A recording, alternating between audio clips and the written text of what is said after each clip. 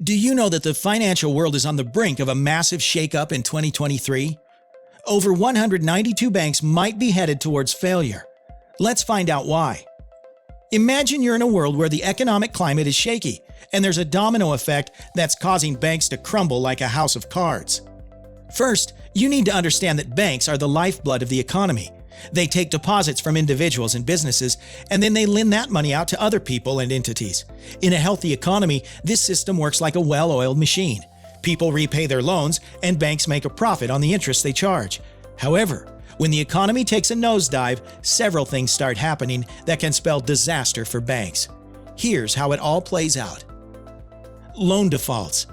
As the economy falters, people and businesses start struggling to repay their loans. Individuals may lose their jobs and companies may see their revenues plummet. This means banks are suddenly faced with a growing number of bad loans on their books.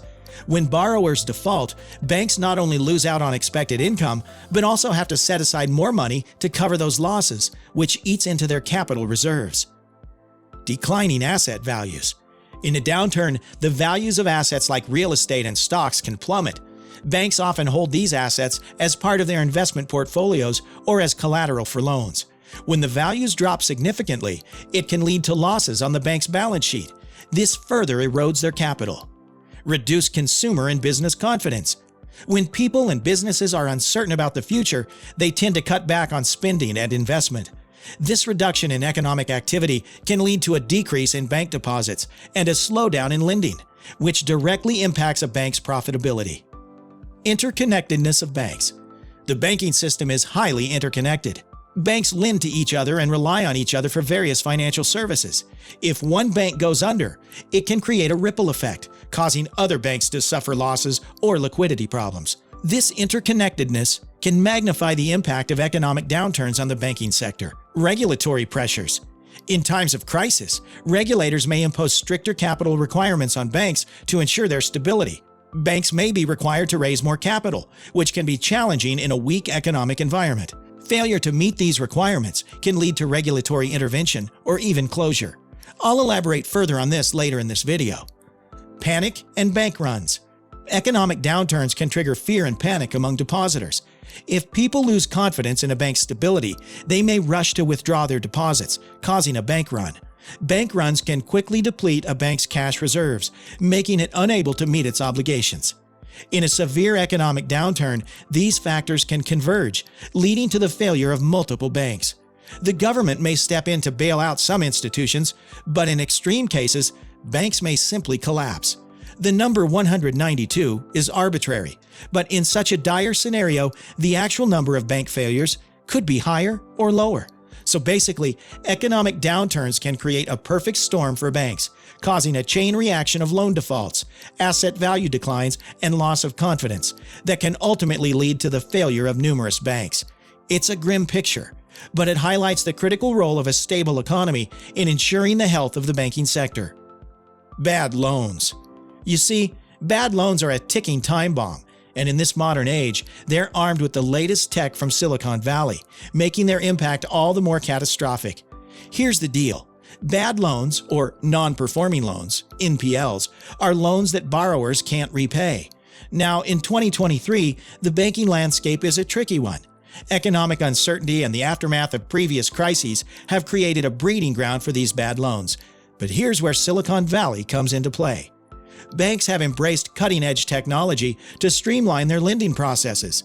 While this has made borrowing easier, it also means that banks are increasingly exposed to risky borrowers. AI algorithms developed in Silicon Valley and used by these banks might greenlight loans that traditional methods would flag as risky. So, in 2023, we've got a larger pool of loans, many of which are more prone to go bad. Now, fast forward to the fallout of these bad loans. Banks in 2023 are more interconnected than ever before. A default in one bank can trigger a chain reaction. Silicon Valley's fintech innovations have enabled seamless transactions, but they've also woven a complex web of financial interdependencies. When one bank fails due to bad loans, it can drag others down with it, leading to a domino effect. Furthermore, regulators have become stricter in 2023. They demand that banks hold higher capital reserves to cushion against losses from bad loans. This puts immense pressure on the banks, especially the smaller ones. They struggle to meet these requirements, which in turn weakens their financial stability. Lastly, public trust is fickle. In 2023, news of banks grappling with bad loans can spread like wildfire on social media, causing panic withdrawals and erosion of confidence. Customers flock to Silicon Valley-backed fintech alternatives, further draining traditional banks of resources. So, bad loans are like high-tech landmines.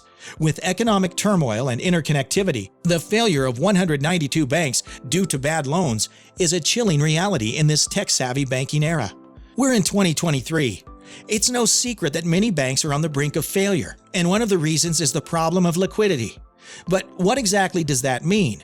Well, here's the thing. When banks start lending money like there's no tomorrow, or investing in risky ventures, they might not have enough cash to cover their obligations. That's the liquidity problem we're talking about. So in this leaked interview, the insider is warning us that a whopping 192 or even more banks could go under because they're running low on cash. That's a staggering number and a sign of just how serious this issue is. When banks run low on liquidity, they can't pay their debts or even give you your hard-earned money when you stroll into the branch. What's causing this liquidity nightmare in 2023? Well, a mix of factors like economic downturns, bad loans, and even sudden withdrawals by panicky customers. You see, these factors are interrelated, right? These banks may have some assets like buildings and investments, but they can't quickly convert them into cash when needed. So why should you care? If a bank fails, it can set off a domino effect in the financial system, leading to a full-blown crisis, job losses, and a lot of financial pain for everyone. Still watching? Don't miss out on the most important bit about the housing crisis right at the end of this video. This year, the banking industry is facing a storm of challenges, and regulatory changes are part of the factors responsible for the development. You see, after the economic turmoil of the past few years, governments and financial watchdogs are tightening the rules to prevent another financial meltdown. These regulatory changes are like a rule book for banks, telling them how to play the game. For starters, they have to hold more capital in reserve. This means banks need to keep a bigger cushion of money on hand to absorb potential losses. It's like requiring a car to have a more robust airbag system for safety. Additionally, there are stricter rules around lending practices. Banks can't just hand out loans left and right anymore. They need to thoroughly assess the borrower's ability to pay back. It's like your friend asking for money, and you want to make sure they can pay you back before you lend it. Well, maybe that's a crude analogy, but you get my point. Then there's the issue of transparency. Banks are now required to be more open about their financial health. This includes disclosing their risk exposures and financial instruments. Think of it as a chef showing you all the ingredients before cooking your meal. All these changes are meant to make the banking system more resilient and protect the economy from a financial disaster.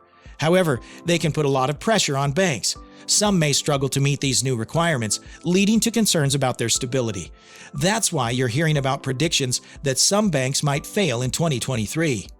And here's my final point before I end this video. Cyber attacks in the banking world are like invisible storms that can wreak havoc. It can take the form of sophisticated hackers, maybe even state-sponsored, who target banks and can do a couple of nasty things, like stealing data. These hackers can breach a bank's security, stealing sensitive customer data like account numbers and personal info. This not only breaches trust, but can lead to massive financial losses if they use the data for fraudulent activities. Disrupting operations. Cyber attacks can shut down a bank's digital operations. Imagine not being able to access your funds or execute transactions. It's not just inconvenient, it can create panic and chaos. Ransomware. Banks may fall victim to ransomware attacks, where hackers encrypt critical data and demand a hefty ransom to unlock it. Paying or not, this can be a costly nightmare. Loss of funds. In some cases, these attacks can lead to direct theft of funds, either from the bank itself or from its customers. The financial repercussions can be staggering. The point here is that in 2023, the banking sector is more reliant on technology than ever before. So a well-coordinated cyber attack could cripple not just one or two, but an even more substantial number of banks, creating a financial crisis of epic proportions. Cybersecurity is now a frontline defense in the world of banking, and its failure could bring down the house. In conclusion, To mitigate the potential disaster of 192 bank failures in 2023, a robust focus on diversified lending, stringent risk management, and fortified cybersecurity measures is imperative for the banking industry to weather economic storms and emerging threats. See you in our next video.